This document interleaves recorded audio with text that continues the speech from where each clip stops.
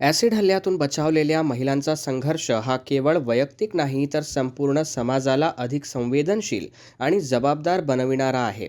त्यांच्या सन्मानपूर्वक पुनर्वसनासाठी, सक्षमीकरणासाठी आणि सुरक्षित समाजाच्या निर्मितीसाठी महायुती सरकार कटिबद्ध असून आवश्यक त्या सकारात्मक पावले उचलली जातील, असा विश्वास राज्याच्या उपमुख्यमंत्री श्रीमती सुनेत्रा वहिनी अजित पवार यांनी व्यक्त केला.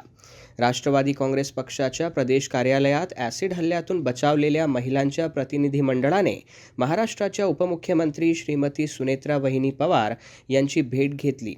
छाव फाउंडेशनचे संस्थापक आलोक दीक्षित, ॲडव्होकेट पूजा मोती तसेच ॲसिड हिंसाचारातून संघर्ष करत नव्याने आयुष्य उभारणाऱ्या महिलांनी ॲसिड विक्रीवर कठोर नियंत्रण, प्रभावी देखरेख आणि कडक नियम करण्याबाबतचे निवेदन श्रीमती सुनेत्रा वहिनी पवार यांना दिले.